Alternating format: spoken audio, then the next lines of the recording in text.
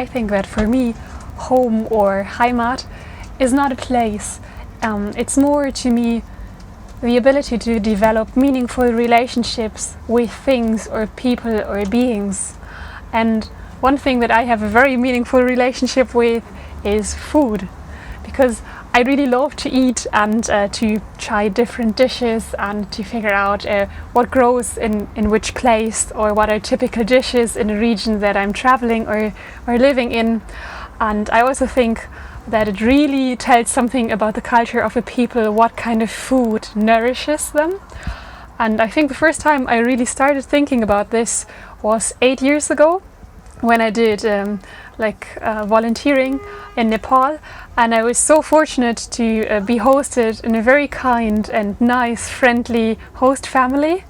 And of course I was also eating with them, and what we had twice a day was dal bhat, which is the most popular dish all over Nepal. And Nepal is a very diverse country with very different ethnic groups, but they say they have a lot of diversity and unity, and I think they have diversity in everything and unity in dal bhat. And so yeah, it's basically rice with lentils, and you eat it with your hands, and it's very sensual. You really feel the food and feel the temperature, and then you eat it.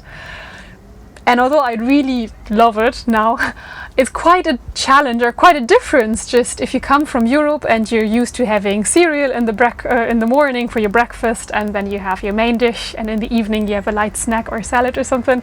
To have 2 big portions of rice twice a day is quite different. So I noticed after 2 weeks I felt like, wow, I don't think I can eat this much and this dal bhat again. But I thought, okay, I'm going to try just to have a little bit, just not to be impolite, and I tasted it, and it was absolutely delicious. And I thought, wow, my body apparently has made itself at home here now with this food. And then a little while later, my host mother must have figured out, or maybe I mentioned it, that in Germany or in Western Europe we have potatoes quite a lot, and that we eat them as a side dish. Because in Nepal you just eat potatoes as one vegetable, as part of a curry or something.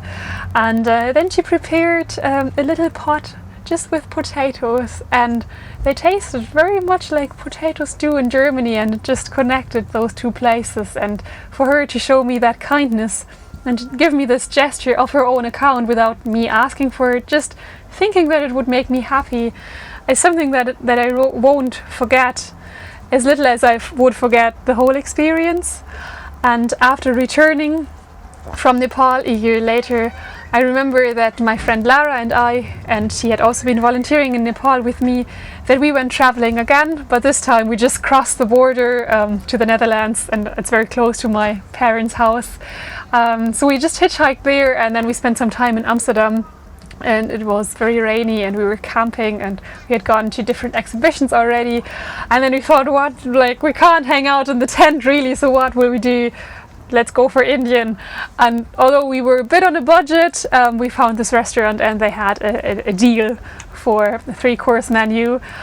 And I think when we were sitting down and had the papadam, like the thin bread, and then the rice with the dal, with the lentils and the cumin in it, I thought I felt almost tears coming up again, because it connected me so much with that place that had been our home and had welcomed us in such a nice way.